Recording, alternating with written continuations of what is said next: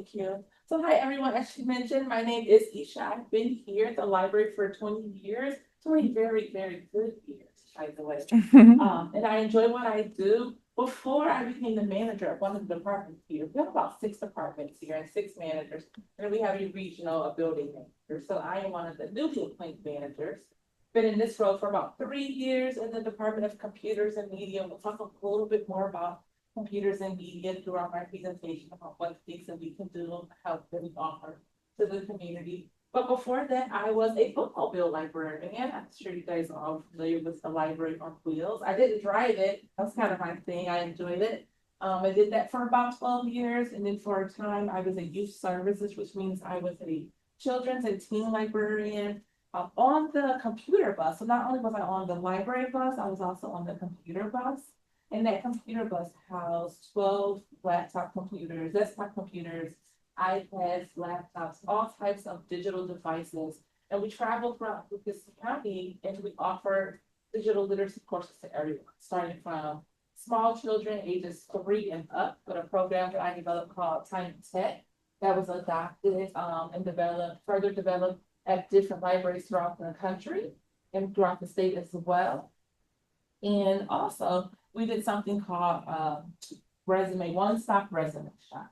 So the one-stop resume shop, you can come into the library, any library, and you can set up a one-on-one appointment and we can help you develop your resumes and cover letters. And this is a free service. We even print them out for you. You have those lovely folders in front of you. You'll leave a folder, you'll leave your cover letter, you'll even leave with your resume sent to your email so that you can change it and adapt it as you go along. So those are some of the cool things that we offer here at the library. So I'm doing a presentation and it's called A Tale of Two Resumes. And there's some booklet in there.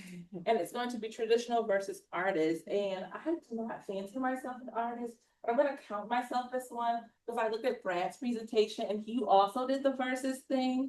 So today I'm an artist as well. So there's, a tale of two resumes. We're going to talk about traditional resume and artist resume or artistic resume. So a traditional resume, you're probably familiar with, and many of us in this room probably have a resume. And that resume is focusing pretty much on your work experiences and your skills, your qualification, and your education. But you're going to lead with your work experience. And when I say work experience, I'm talking about commercial, technical experiences, technical jobs, things like that. Things that we're going to apply for and highlight our work experiences so that we can receive payment every week or every 2 weeks, an hourly salary wage of a job. It's a marketing tool. And again, it's focusing solely on your work history and your measurable achievements. So if you are an art teacher and you're applying for a new art job with Toledo Public Schools, you're trying to highlight that you are Art Teacher of the Year from Missouri Public Schools. You're not going to highlight the blue ribbon that you won from 4-H shearing sheep, right? You're going to do something measurable that has to do with the job that you're actually applying for. Most people who are artists and also working a commercial technical job, you're going to have multiple resumes. So in this room, you have 2 jobs. You have an additional job besides your art career. And you're going to have 2 resumes. You're going to have a traditional resume that I'm going to highlight. Then you're going to have your artist, your CV resume that Brad's going to tell us more about later on throughout this presentation. A couple of things that those 2 resumes are going to have similarly is your contact information, summary of your work experiences, education. But again, the traditional resume is for commercial or technical jobs, where your artist resume is something that you're going to use when you are applying to be exhibited in an art gallery, when you're applying for grants, residencies, really cool things like that. Now, when you focus on your art history, your artist career, or your commercial career, I understand that a lot of times you guys like, right? We do like. So some of those things are gonna coincide. So if you are a baker by day, but you are a sculptor by night, you may mention that on your traditional resume, but you being a baker is not going to be listed on your artistic resume. Now go ahead to the next slide. But most of the resumes vary. And you're going to make them specific or traditional resume for the actual position that you are applying, right? So if you are a teacher and you're applying for a swim instructor, that resume is going to lean towards all the things that you've ever did with children or adults. teaching them, covering curriculum and instruction. That's what you're going for type of resume, okay? But if you're still a teacher, what you are specifically applying for a teaching position with adults, you're not going to list any of your teaching experience with children. You're going to focus on those experiences with adults. Upstairs in our department, we have a librarian. His name's Eric. He's so awesome. He's a cartoonist. He received the Arts Commission grant. And Eric has 3 resumes. Before he became a librarian, like most of us, he was a teacher. He taught in the classroom. So he has his classroom, his teaching resume, he has his librarian resume, and then he also has his artist resume or his C. So you're gonna have multiple resumes for the positions you're applying. My bookmobile librarian and my youth services librarian resume is vastly different from my management leadership experience resume. So you may think to yourself, why do I need a resume? You need a resume to get a job. To get a job, to get something that is paying you for your hobbies, your interests, your skills, and your experience. Here at the library, we provide resumes for teenagers starting at 13 because you can get a summer job, but a work permit at 13. Everyone should have a resume that should list your experiences, your skills, and things that you can offer for a good payment or position that you're trying to land. Anyone that's looking for employment, you should have a resume. And they can extend. The rule of thumb back in the day was resumes were about 1 page long. But resumes now can be 2 pages, 3 pages, depending on how much information is required that you want to share. I've seen examples of the CV resumes, and those extend well beyond 1 or 2 pages. Yeah, for Depending sure. on, depending on how much work and things you accomplished throughout your career. But you should know most applications are going to require a resume. Grants are going to require a resume. Any type of employment or funding is going to require some type of history of resume, some type of tracking of the things that you've accomplished. We're going to talk about the do's and don'ts of resumes. Now, because we are artists and creative people, we try to get very creative on our resumes, but we're going to keep them very simple, right? Simple in color, simple in font size and text size. I've seen some resumes that Liz was giving me an example of, and it was a black paper with purple letters on it. It was very hard to read. It had a lot of squiggles and designs and stars on. I thought it was very cool, but it was hard to follow, read, and comprehend if I was reviewing that for a grant, if I was reviewing that for exhibition or something like that. So a couple of things that we want to remember or do is do use clean professional design. Unless you are applying for a creative industry job, and by a creative industry job, I mean something that you want to showcase and highlight your creative skills, focusing on design and color, like a graphic artist, a video game designer, a creative designer, maybe even an art teacher. You're going to put a little razzle dazzle in those resumes. Don't use an unprofessional email. This is something I talk to teenagers about all the time when we have our teen job fair. I am a mother of young adults, they're 18 and 20. And the first thing I told them was, you need to get a better than Pretty Girl 21 at Yahoo.com. You need to have something professional. First name, last name at gmail.com. Or you just Mike the artist at gmail.com. Mike Smith Toledo artist at gmail.com. It's a difference, right? It's a professional one, it's a casual one. Do your research. Read the job posting carefully. Read it carefully and learn about the duties and use the keywords that are listed. If one of the keywords says we're looking for someone with 2 years of experience in coal and mining, and you have 15 years of experience, use that exact wording. 15 plus years of experience in coal and mining. Because a lot of times resumes go through something called a feeder that's looking for keywords. And the more words that you pull from the job description, the more words that you pull from that professional ad in the paper or online that you see, the more hits you're going to get on your resume. If they were to go to a resume feeder, or if they just had a room of people looking through resumes, they're just looking for keywords. They're scanning and scanning for keywords, things that are going to stick out to them. Do your research. Again, read it carefully, learn about the duties, use the keywords, but don't ever skip over using a resume template. In your folders that are passed out, I'll be sure to give you guys your folders and your cups. You're gonna have two examples of resumes, a creative resume and a traditional resume. Those samples, those templates can be found online. Microsoft Word offers free resume templates built in. You go use any computer here at the library, Microsoft Word is free, have it at home. Go to templates, type in resume, and you're gonna see some traditional resumes. They will have some color. Some will always be black letters on white paper. Others may have the headings like education, contact information, your skills. Those headers, those words are gonna probably maybe be in a different color just to make it stand out a little bit. But you're not gonna see a lot of graphics. You may or may not see a photo. I haven't seen many traditional resumes with photographs on them, but I have seen several creative resumes with those on here.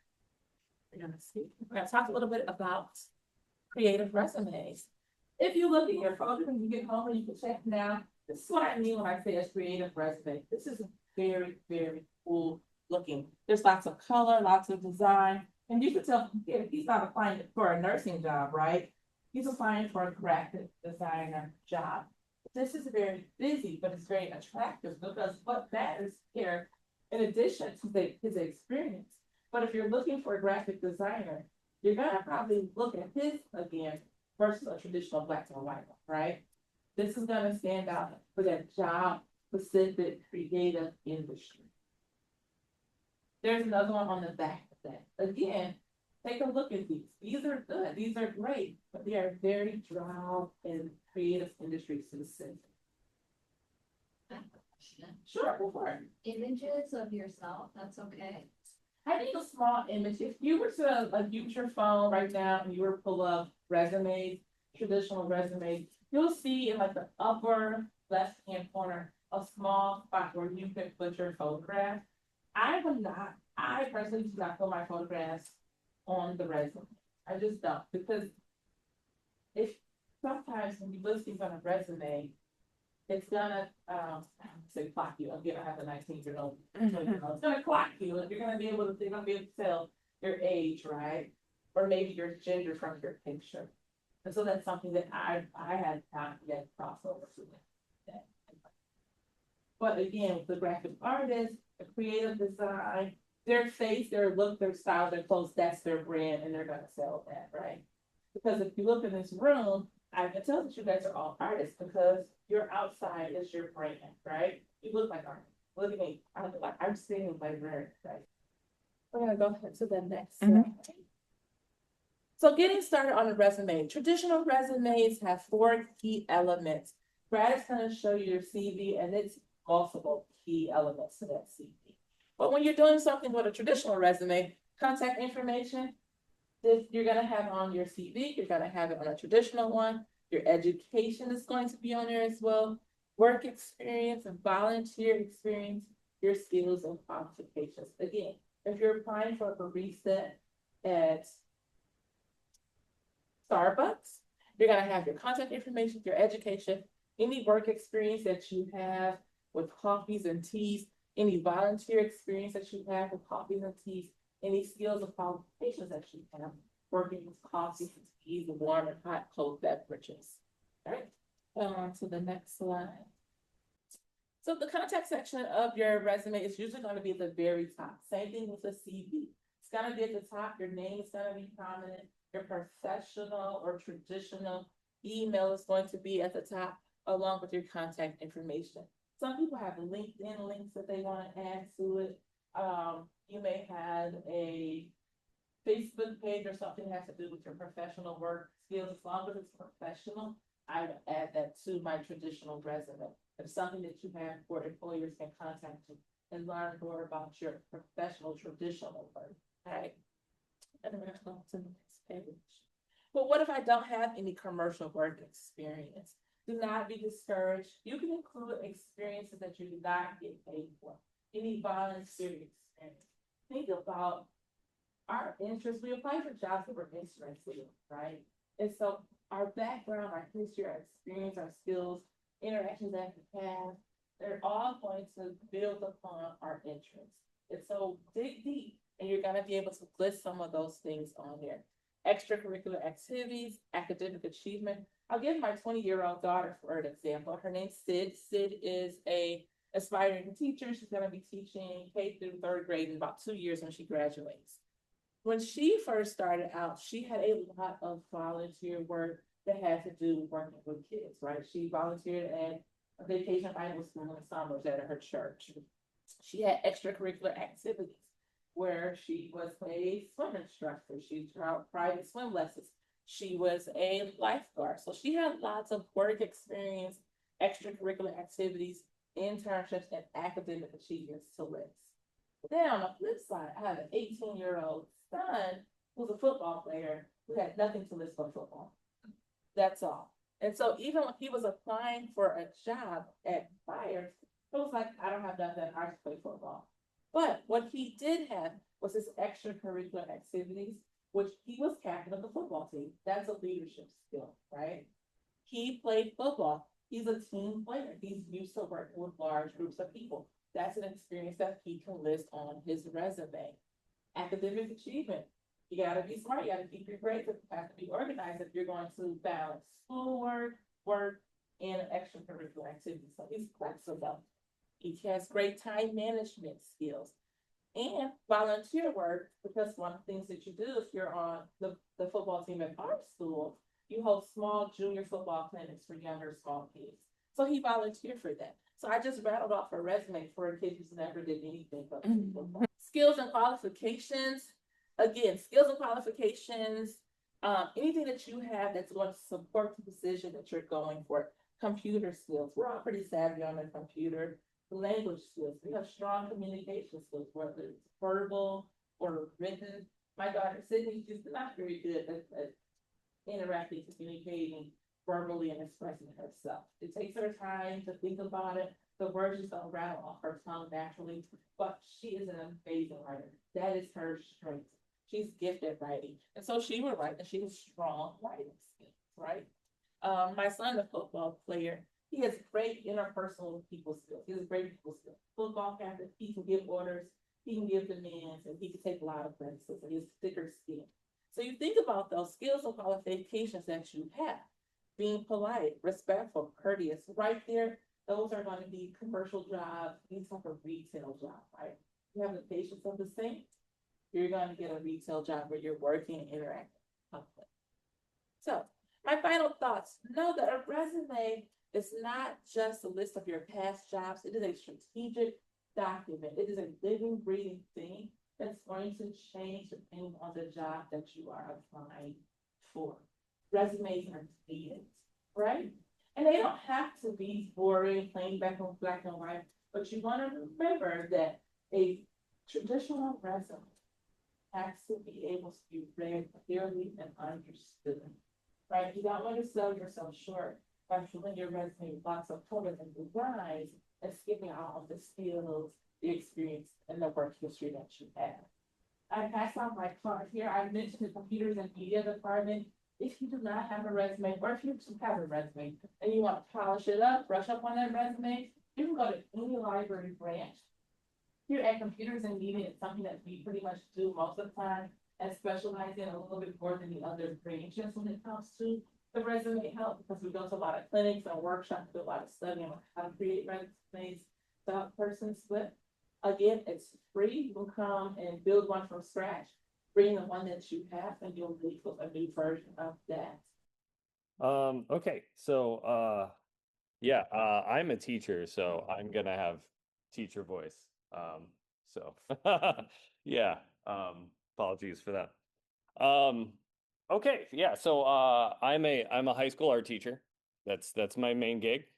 That's the thing that pays the bills. And then on top of that, I create often large scale public art or interactive art installations, or sometimes permanent light installations, projection mapping, sculpture, whatever it may be. I often respond to things that you guys are probably here to respond to as grants and things like that. And sometimes I get really big grants and then I have to figure out how to make it work.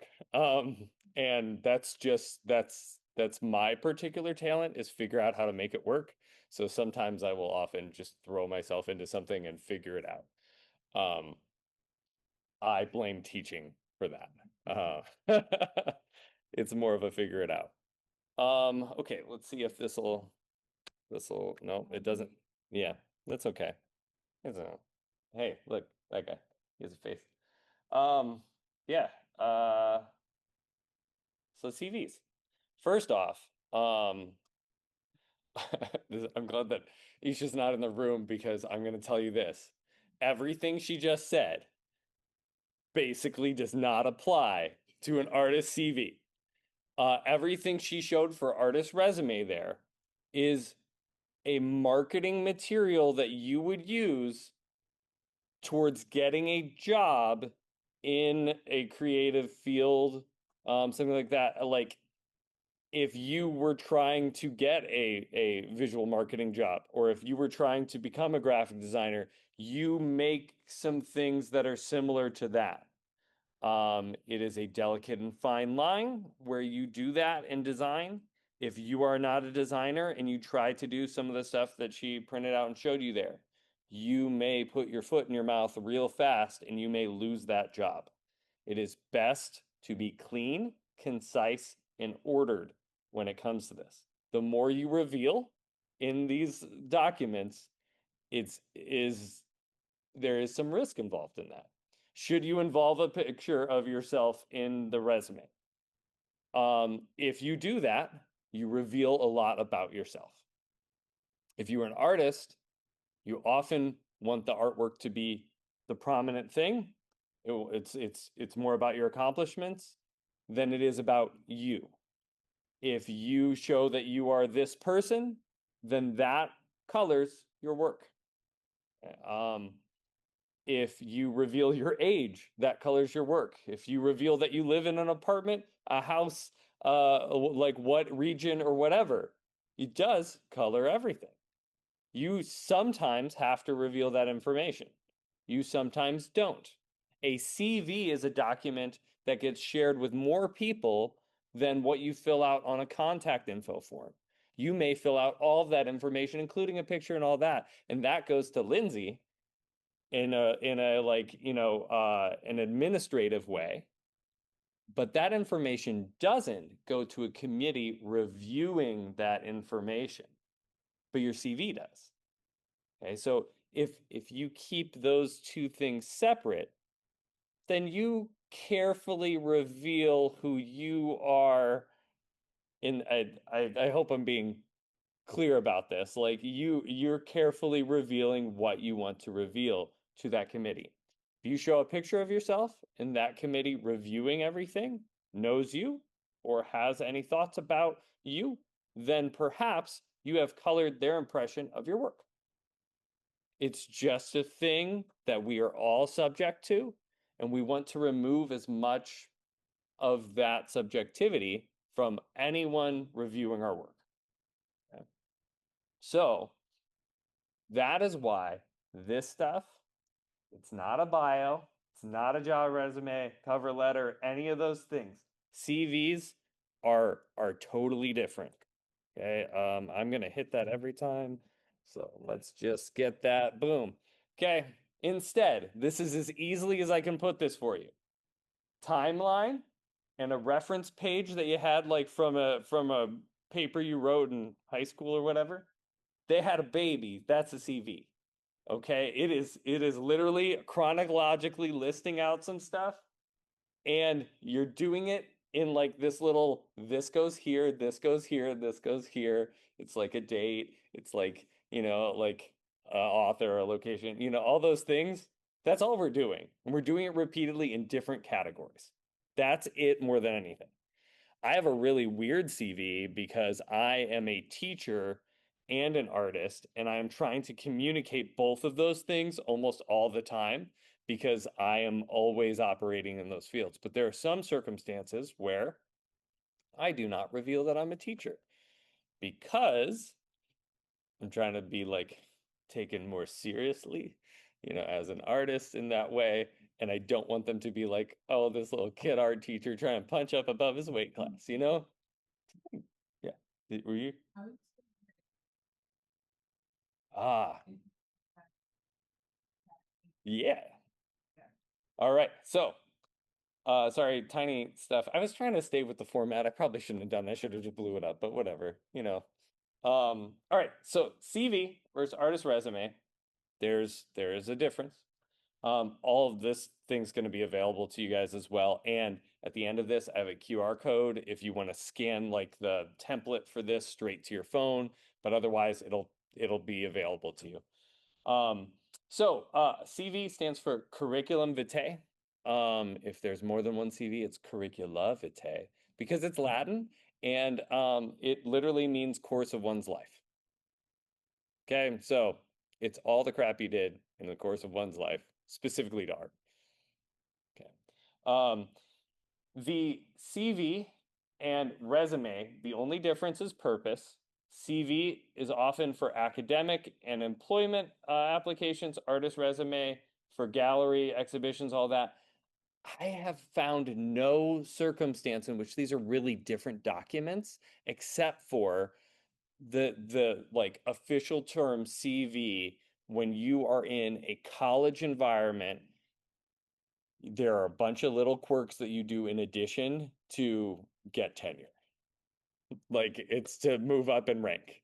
Um, and one of the examples I have in here, that he has a bunch of different little things in there, and you're like, what the heck are these? And why are these notes there? It's because boy just got tenure. Literally like last week. So anyways, this stuff, you can smash this together. Now, don't confuse this with just like like you happening to be like an artist and putting out a resume for a graphic design job or something like that, teaching artist job. You add in those extra things when you're trying to be employed, you know? Okay. So for our purposes, these are the same thing. Okay. All right. So everyone should be keeping a master CV at all times. Master CV meaning the everything you've ever done in your art career going back as far as you could possibly remember doing it. What is the value of that? If you need to draw back on that because you have an opportunity that needs that information, then you can draw from that pile and you can throw it in there. You know, it was a good while ago that I graduated from college and I did a bunch of stuff there. But if I am going to go back to Bowling Green and try and do something there, it may be relevant that I did those things at that time there, and they may care about that.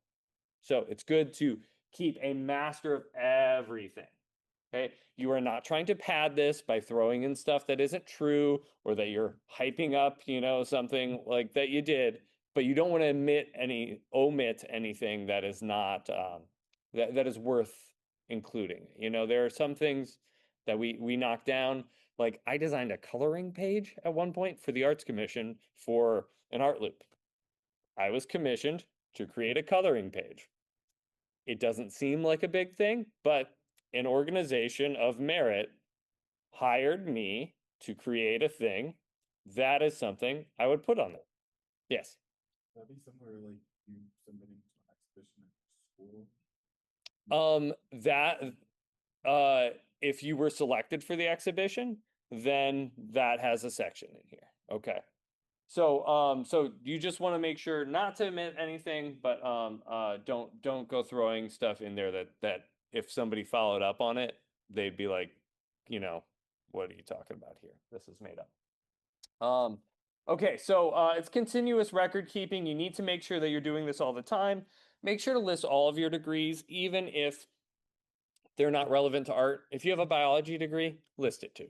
Okay, it's just proving if if you were going for a biology job and you listed, like all your art stuff, that's probably not going to work. But in this case, saying that you have other degrees does not hurt your art career. It's saying that I have a diverse set of knowledge. So don't exclude other education. Exhibitions, grants, lectures, awards, every time you get them, they go in your CV. Okay. If you have like grants, lectures, and all that thing from your biology career, it's probably not going to make sense to go on your art resume though. Okay. Unless there's some sort of crossover there. Okay. If you make artwork about genetics or you grow things in a lab artistically, which I know people that do, then you have the crisscross. Okay. Dates, locations, affiliated organizations, exhibition titles, publication titles, work titles. These are all things that are important. So what you called an exhibition or what the name of the exhibition you were in is, that's an important thing to have on there. It's important to know where it was. You just got to know the city and the state for the most part. But if it was affiliated with an organization like a university or a gallery or some organization of note, then you want to include that as well. And then it does help for you to just keep like files, emails, press releases. A lot of us will just hit archive in our email or maybe categorize that, but you're gonna have to go back for that stuff. You're gonna forget to put something in your CV and be like, this, I know I did something in 2022, but I have nothing in 2022. Let me just go back through my emails and find out. I added 5 things to my CV in preparing this presentation. So I just found stuff. So master one, it's a long one. Okay, long versus short. Well, our long one is our master copy. The short one is what you do, like, I'm applying to this opportunity. What should I get out of here? What things are most important to include?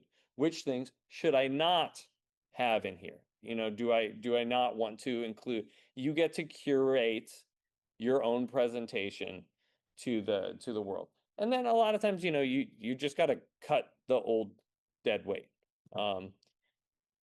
There are a number of ways to do that. We'll get into that in a little bit. But mostly you're just trying to keep everything up to date, and then you get to, tweak it a little bit to make shorter CV.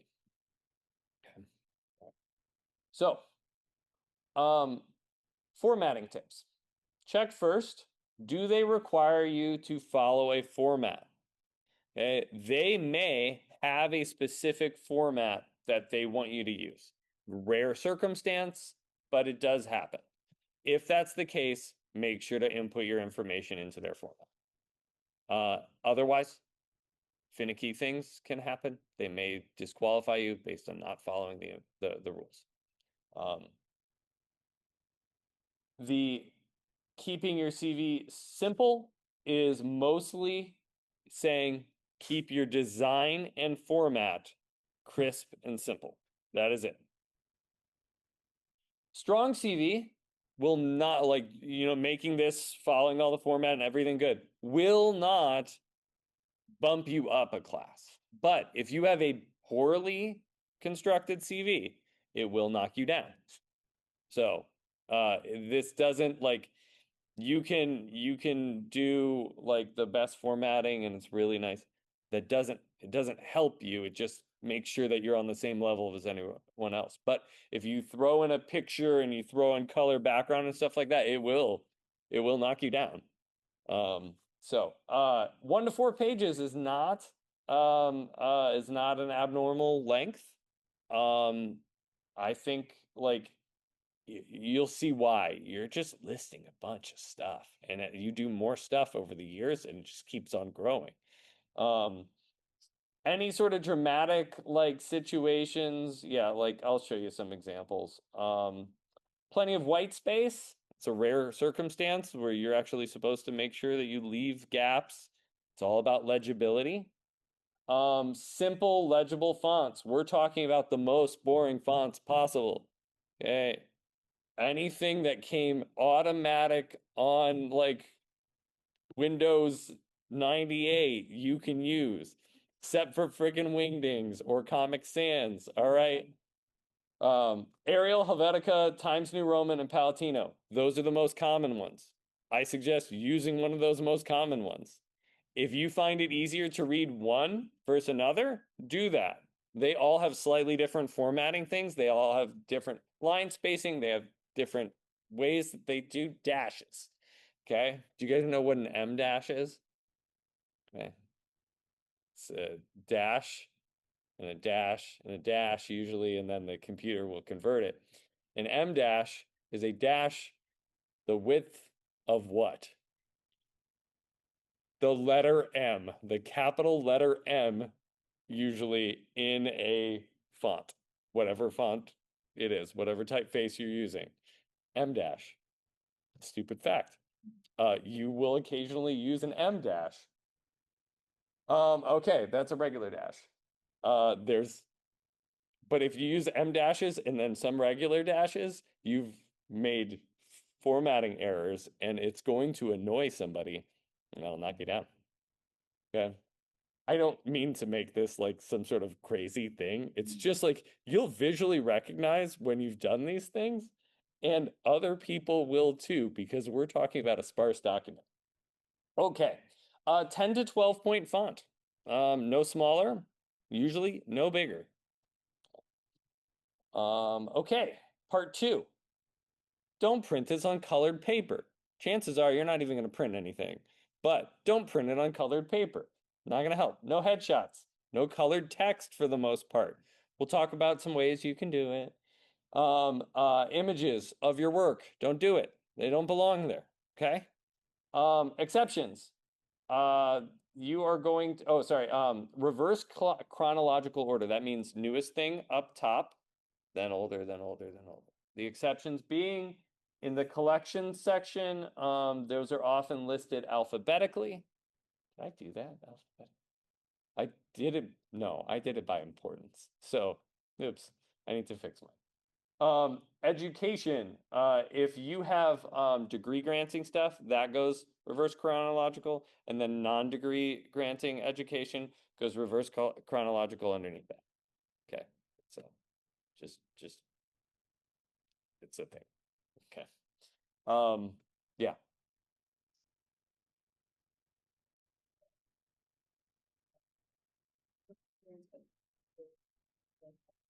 Oh, we're gonna get into all that. Yeah, yeah, yeah. Don't worry about this. I'm telling you all the rules so that when you see it, you see the rules. Okay? We're doing this backwards because I'm a teacher and I know how you think and I know you really want to see the CV now. And if I jam all this information into your brains, you'll get to then identify all of it. And that's sorry. Psychological manipulation is my favorite thing about teaching.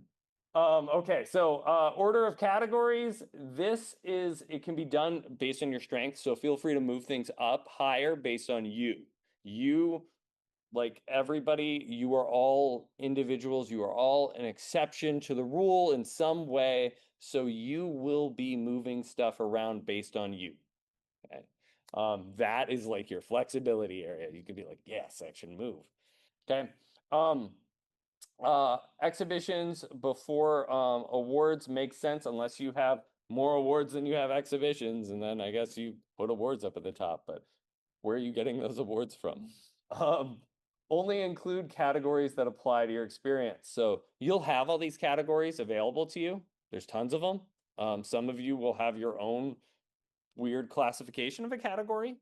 And then the other ones that you're not using, you keep them on your long CV, keep them unfilled out, but eventually you'll have a moment. Somebody wrote about me in a book. Publications, bibliography, whatever. Yeah. Okay.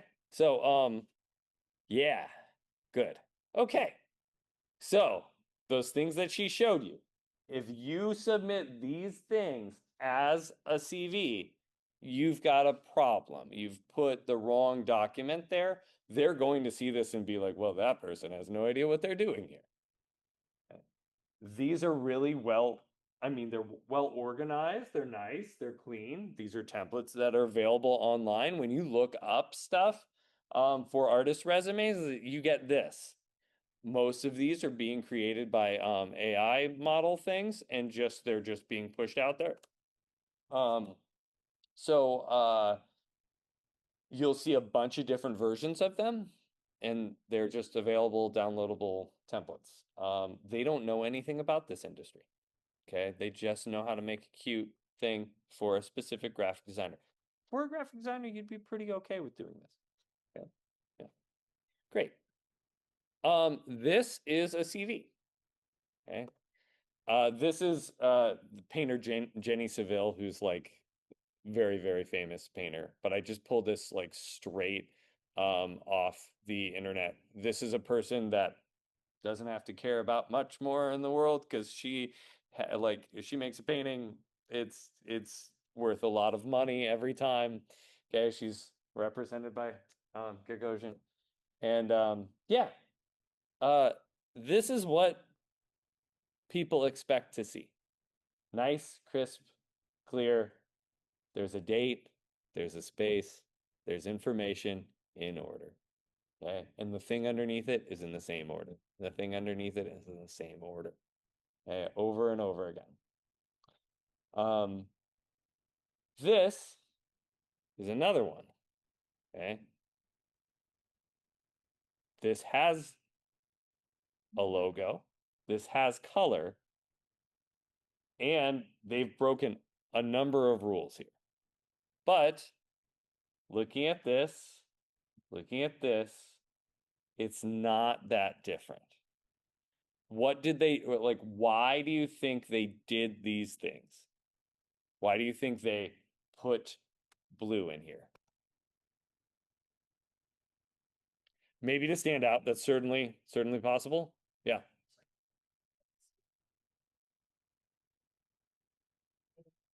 Yeah, it could be distinct to their work and we might understand that. Yeah.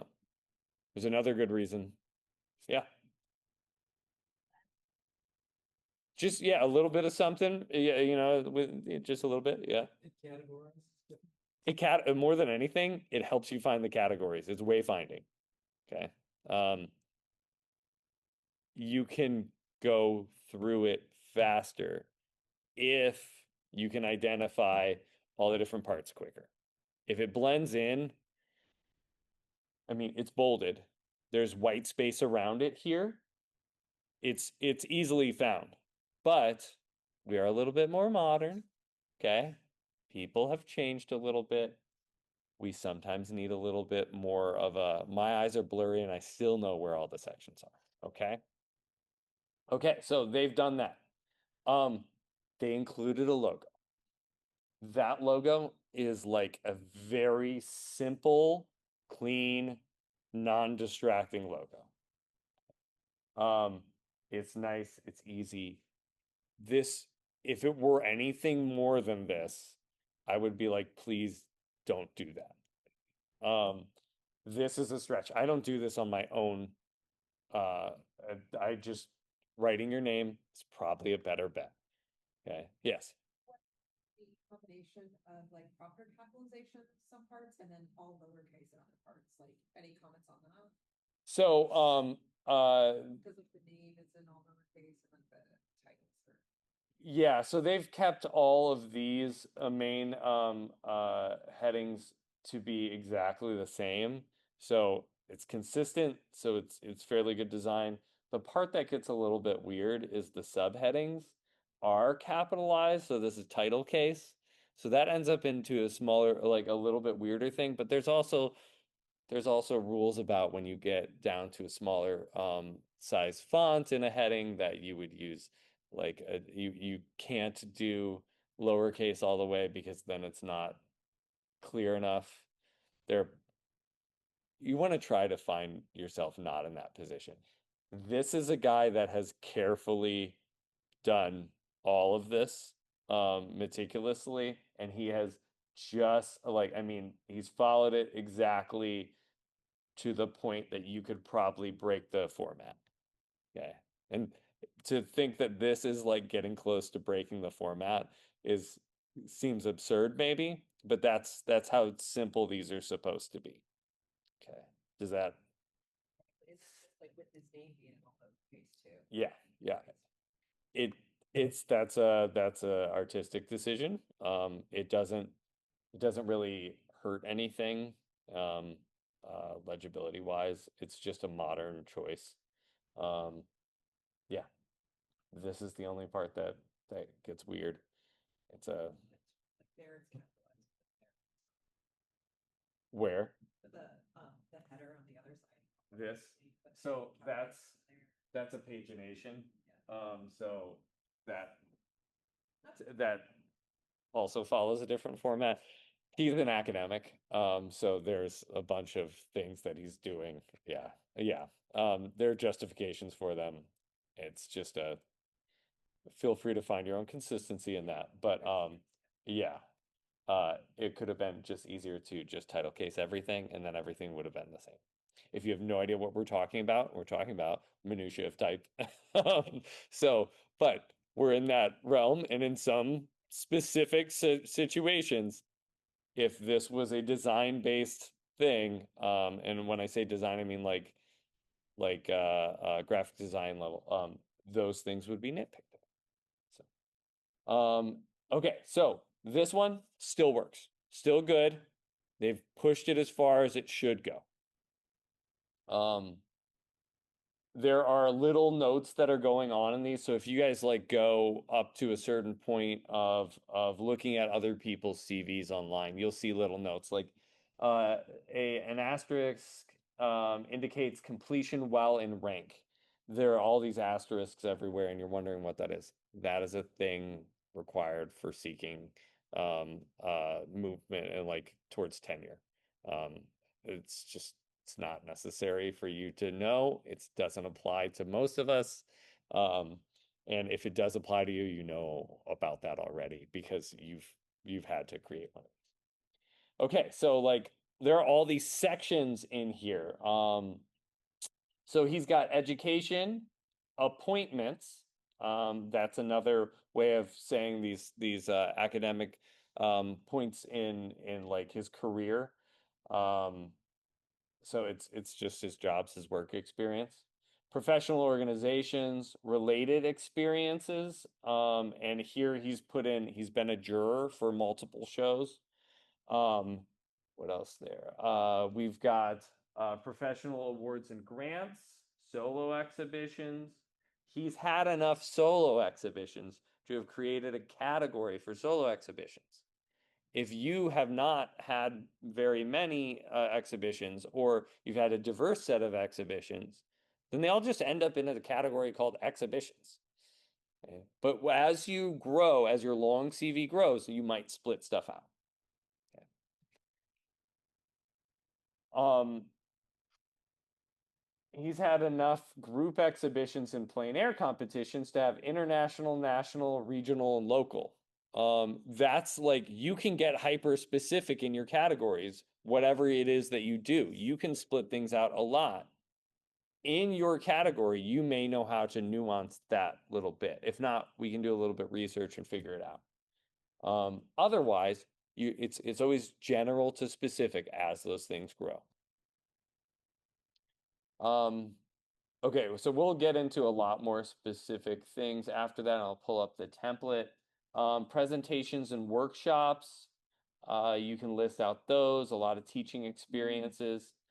Bibliography is an important one.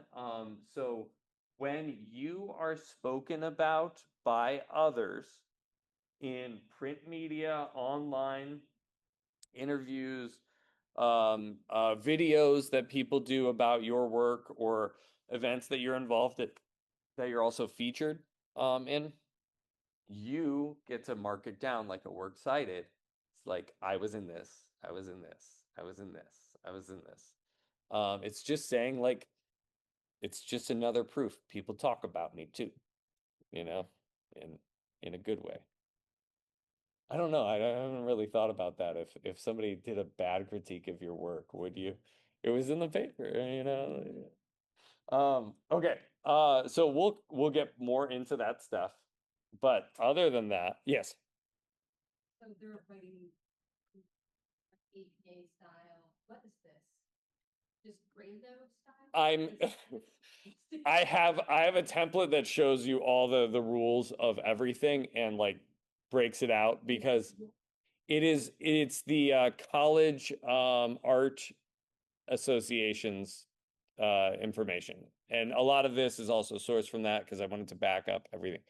But they're all very similar, and the biggest thing is consistency. So if you list things out in a specific way, As long as you keep doing it the exact same order, it's legible. But this will hopefully set you up for success in the template format. When you're done with your CV, this is really important because you can do all that work and the translation of you having written it on your computer to someone receiving it, opening it, and what it looks like then, that can be two different things. And that all comes down to formatting, meaning like the file type you spit out in the end. My Word, my Google Docs is not the same as whatever somebody opens it up in as. But there's a way to completely step outside of all that, which is saving things as a PDF, portable document format. Portable document format just means like they basically turn this thing into a picture. Okay. They remove all of the coding that's behind it, and now it's just a picture. So it's just going to look the way you exactly see it on your screen. You want to keep your thing in your own editable format, whether that's Word or Google Doc or whatever it may be, so you can continue to update and all that. But when you go to send it, you do not send them a Word document. You don't send them a Google Doc. There's always a way to file save or file export this out as a PDF. In some circumstances, you have to go to file print, and there's a little button that says print to PDF. Any of those situations can be good as long as the result is a file that looks like what you saw on your screen when you were typing it, and it ends in PDF when it spits it out. Okay. I also then have to add this caveat because my students would do this. You cannot type .pdf at the end of the title of the file and expect it to turn into a PDF. It does not do that. What that does is confuses the computer and tells it like this car is now a trash can, you know, like it's telling it something, it's misnaming things. So if you have trouble or you have questions about converting something to a PDF, saving it as a PDF, I will gladly answer that towards the end here. Okay, so when you send them the thing, send them the PDF. When you send them the thing, name it in a way that is professional and will be read by other people. So it's usually your name. Okay, in some way, maybe it's just your last name, dash CV, and maybe you'll want to put a year or a date onto that in order to make sure that you know what file it is and you're sending them the correct one. Yes. No, because nobody's using a computer that's going to get confused by it anymore. Yeah. Almost all computers can convert them now. So yeah. As long as you don't use semicolons, you're usually okay. Yeah. Okay. Other things to caution you about: your audience, who will be reading these things. You all are, I'm assuming, artists, musicians, poets. You are not the people generally that are going to be reading these things. Or the people reading them are going to be an academic version of you. And they're used to certain standards, and that's what they're looking for. So, a lot of times these people are administrators. They're people that are maybe more business, more corporate, more something a little bit more rigid than perhaps you might be. So they're looking at these things, they're trying to interpret it. If you make it easy for them, you make it easy for yourself. So that's why we're following this. Yes, they don't know you at all. Yeah, which is often a good thing. Yeah. I made couple mistakes in the grant application. And if my professor wouldn't have been there to advocate for me, say like. Yeah, right. Yeah. Yeah. Yeah, given very little information, people make assumptions based on what they can make assumptions on. And if you misspell a word, they they at least think maybe you just aren't great at spell check, maybe. Like but it can be so many other things, and you just want to remove those variables. They when they go through these things, I've sat as a juror on a number of things. There's a scoring sheet. If it's a good organization, there's a scoring sheet, a rubric, and they're just going through and they give you a score on your CV. They give you a score on the each picture that you put up. They give you a score on whatever factors. Maybe it's your bio, maybe it's a proposal that you put forward. Everything gets a score, and at the end, they do math and they compare the numbers, and the numbers tell them who to look at and who not to look at. And so if you lose 10 points in your CV or in your bio or in something like that, well, that's a lot of missed points that might just knock you out of other people and if they're only looking at 3 finalists, well, then it gets really tricky. Yeah. I know, my mentor, like, he's talked about when he's like juror on like some international competitions and stuff, that how like there's like say tens of thousands of people submitting, so they're kind of looking for excuses to knock people out. Yep. So if you don't follow the format exactly, it makes their job easier because they're like, great, we can just throw this one out. We don't even have to look at that one. Yeah. Just because they're trying to get it narrowed down to a reasonable amount for them to look through. Yeah. Black Swamp Arts Festival, like that's a juried arts festival down in Bowling Green. Big street fair is what everyone sees, but for artists, I had to go through like 300 and something applicants, rank them all. And in fields that I'm not necessarily qualified to say, like I'm not the best person to be judging ceramics or metal artwork, like, and they all have categories. Um, but I still have to score all of these things and make it through everything. And it takes a very long time. I took it seriously, but it takes a long time. It gets exhausting. The first person you score versus the last person you score may get different things based on your, you know, state of being. It's like midnight and your eyes burn. Yeah. So just a lot of variables, right? Okay, so yeah, proofread it carefully, follow the submission guidelines. It doesn't hurt just to read them back through before you send it. And yeah, that's it. Just make it readable. So I just want to show you like these are all local people. All right. I'm just gonna step out of this really quick. I just want to make sure that you guys could see. Oh, this isn't gonna work. Beep beep beep. Fly down here. So many different slides. We're like we're getting there. We're almost done. Okay. So Caroline, she was at one point one of my students. Oh yeah, oh shoot. Thanks. Why didn't I go there?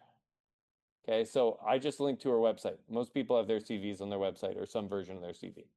So this is just her about page, but including in that, she's got her CV stuff. So she's got an exhibition section, everything from 2013 forward. Okay. Then it's just more of the same. Public art and commissions. You can tell now, by now, she's an artist that has work that she has exhibited in spaces. And her next section here is public art and commissions. Chances are she's creating public art in some way. That's like, if you're hit with that first, we can make some quick assumptions.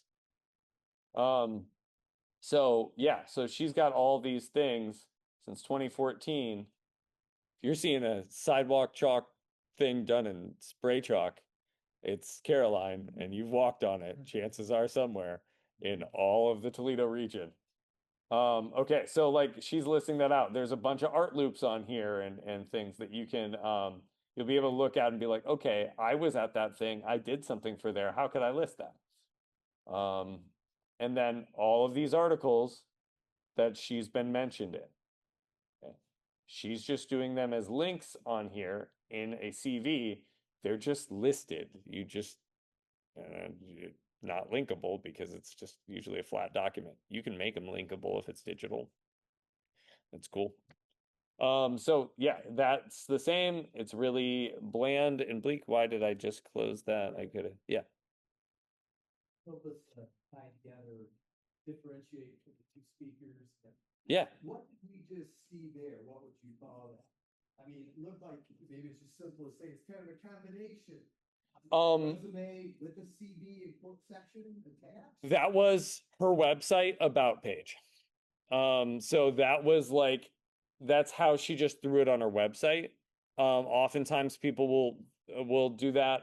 If we're looking at Aaron's website, his about page has his about, and then he's got his CV document built right into it. So it just, Aaron's updating his CV constantly. This, because his website like can support a document being embedded in it, he updates it on his computer. Boom, it's updated on his website. Caroline has to go in and manually enter it every time into her website, which is annoying. But like you guys, this is just I'm just showing you on their websites because it's fast and easy. But like what you were seeing there isn't the CV, it's just parts of the CV, I guess. Yeah, if she's applying for a grant, it's going to be one of these documents. Yeah, so that one that had the picture and like it that was just her about section on her website, and then it was CV material. Does that differentiate? Okay.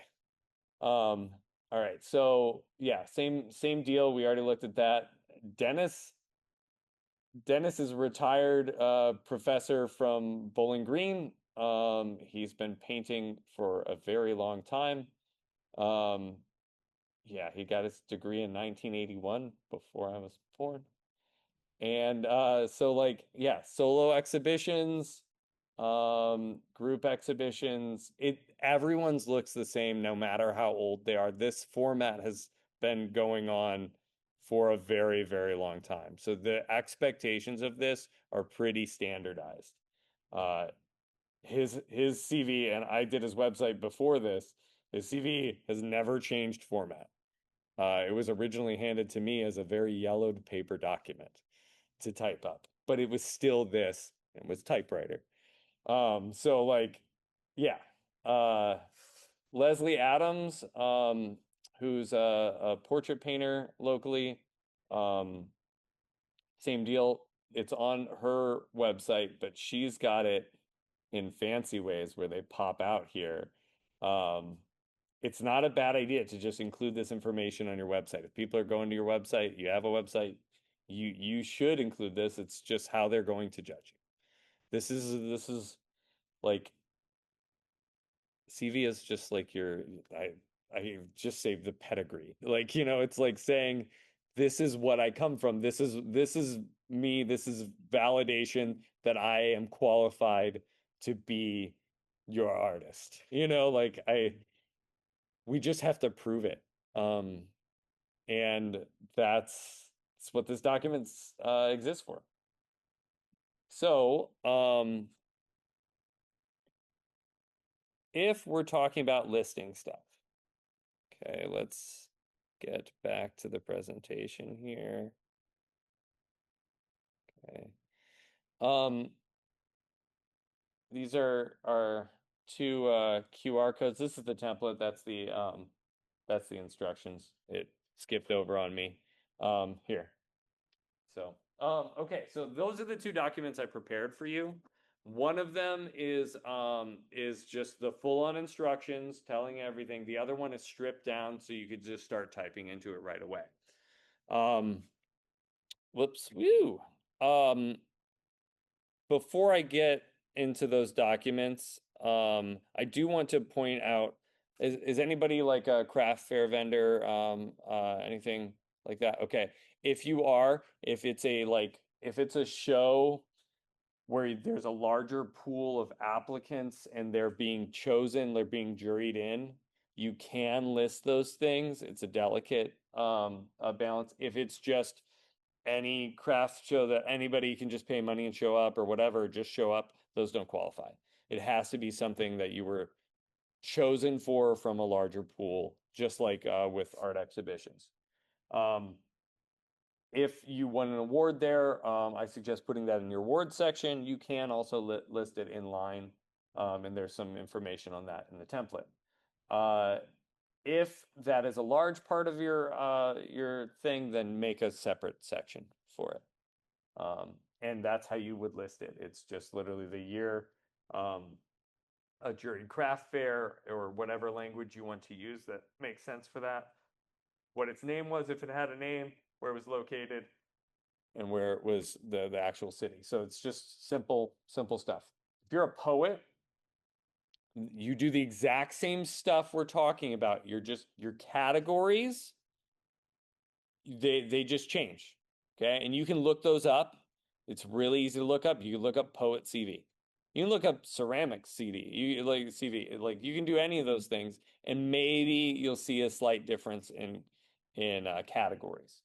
But if you're a poet, if you're a musician, musicians, look it up. It's different. And it's only different because they're like ensemble and like solo and all those different parts there. It's just a language shift. Nothing else changes. Okay. Unless you're trying to get a job, then it changes a little bit, right? Okay. So this is my CV. Okay. Just parts of it. And I just wanted to show you that for listing out things for like local stuff. Have you guys heard of Undisclosed at Toledo School for the Arts? Okay, so I do that every year. So doing that every year, I just list it as an exhibition. It's a group exhibition. It's italicized, undisclosed. Where was it at? The Porter Gallery. Where was that? Toledo School for the Arts. Where was that? Toledo, Ohio. Goes specific to general. And that's in the template instructions. Okay. I did this event, Battle of the Hands. It was a competitive event. I was a participating artist, but I was also the organizer in it. I list that I'm both of those things, but it's still one of these. And I could have put that in one of two places. I could put it as an exhibition, or I could put it as like a kind of like a related experiences, because I was an organizer for the event.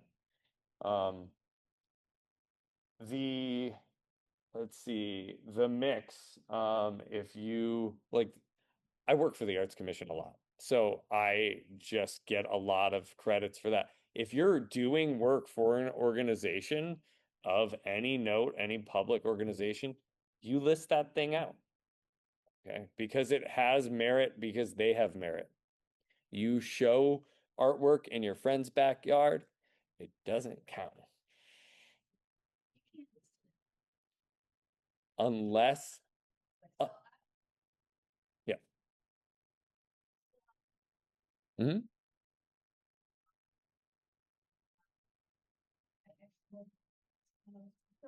I did it myself. I had an exhibit in the Sequel building on the 6th floor, so I couldn't list that. You can, if it is a publicly like accessible, and I guess like it's publicly promoted and available event. And generally, if it's like, if it has a location, you can go there. When you're starting out, that's exactly what you do. So you would say Secor building even. Yeah. Your artist, I'm a not juror vendor for the Art of the Mall, Mayor Hmm. How would I not list that? So Art on the Mall, you're non-jurid. So they have two categories. Okay. You had to apply and be chosen still? Okay, you applied, they chose you, you pay, and then it goes forward, right? Yeah, so you applied, of all the applicants, you were chosen to exhibit at Art on the Mall. Okay, that's how you can perceive that. Now, if everyone paid money, the first 100 people to pay money to this organization to show their work here, that doesn't generally count when it's coming from that vendor situation. It is a weird thing that is people like, I don't know how you do it. Do you list? Do you keep a CV for your no, okay. Yeah, Gosh, so. yeah. Let's go, Art Shark. Come on. I know, like I don't know that Lindsay actually keeps a list of everything, so I'm guessing. Yeah. Yeah. So that's Sometimes, even being a craft vendor, you have to show that you were in previous shows. It's everyone wants to just know that they're looking for shortcuts to find value. I know it's a bit of they're looking for ways to prove that you deserve to be there. And that is what this is. It goes way back. They're just looking for a way to know because they can't just do that based on your work, I guess. Okay. Yeah. And so I noticed all of these, you don't put the country, if you're like applying to something that's like an international competition or something like that, would you include?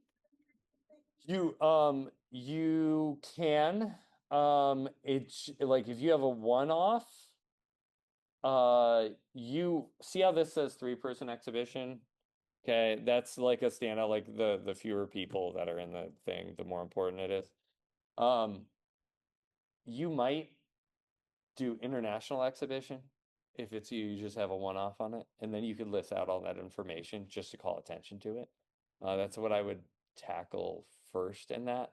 If you get more of those, then you can look at doing the subheadings. I was just wondering if it would be off-putting to like, say if I was submitting to something that is overseas and I don't put the fact that like certain things were the United States, I just wondered if it would be off-putting to them if they're like, oh, she's being so like America-centric, just assuming she doesn't have to put, USA. No, because you'll have USA, like you'll be submitting as an American, so everything is assumed. Yeah. No, no, I see. You're looking at them interpreting your resume. Yes, okay. Yeah, okay. What if, like not college degrees and things, but like say certifications for certain things, would you include? Yeah, your education thing can be fairly expansive. So degree stuff first and then relevant experience after. Like say under like experience or teaching and stuff, so I've been the assistant for some like national workshops, but I wasn't teaching the national workshop. Would I- There, in the template, there's information about that, but yes. And then have separate ones, like one for the photography and one for the belly dance and that, or do I just put all my stuff in one? It is likely that you would want those separate because the chances of both of those things being considered at the same time, well, that's up to you whether or not those things cross over, but chances are they don't. Yeah. Dancers, entertainers. Yeah, yeah. So if you want to look up your categories may be just slightly different names. As far back as you want to go. One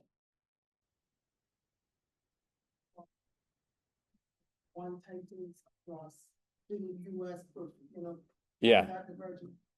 And I went from that to being a dance educator, a diaspora, so I'm like, I've been dancing since elementary, and I went from dancing and Right. being used to have my own, having dance teams, and I'll travel to perform out of state, so I'm going back as far as I can remember. Well, so you're gonna be looking at your adult life. Yeah. Yeah, you're gonna be looking at your adult life, and if your performances exceed like let's say 4 pages of this being filled out and it feels full, certainly like you can cut back. There's this one term that you can put in there, which is selected exhibition, selected whatever, select, and then you can take the the cream of the crop rise to the top, okay? And then exclude the other stuff. So though you had all these different performances, perhaps you're just showing the highlights list. Not about from the legal age of 18, because there's been like. The major point, artists I've opened for, so I just want to know. it would be the point at which you you considered yourself professionally doing this work, or but you can right, and you can either choose like the most recent stuff, or you can choose the most relevant stuff. And that's why you keep the long CV that has all that stuff. So you have to work your way back and figure out some of those things. And yes, you're not going to hit everything. Okay. And you don't have to. Nobody's going to be like checking up like, oh, well, they were in this thing, but they didn't list it. No, nobody's going to do that. But the things that you do list, if they do look that up, they do want to know that that existed. Okay. And that's it. So you might be saying select because you can't, go back through everything. But from this day forward, yeah. So from this day forward, make sure you're marking down all your stuff. But see what you can do about peeling back and getting some of that. Yeah. So I just want to show you guys some things, some category distinctions, and then we're just gonna, I'll show you the template straight up. But like this, in this section, this public art and commissions, it's got this little formatting thing where you're often listing what kind of thing it was that you were doing.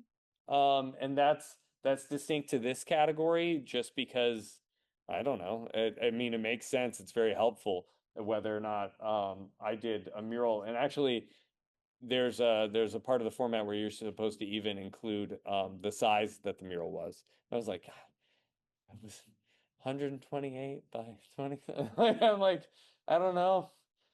This one of those is a grocery store. I don't. So like, and then listing here, I screwed this up. This is supposed to be in alphabetical order for collections.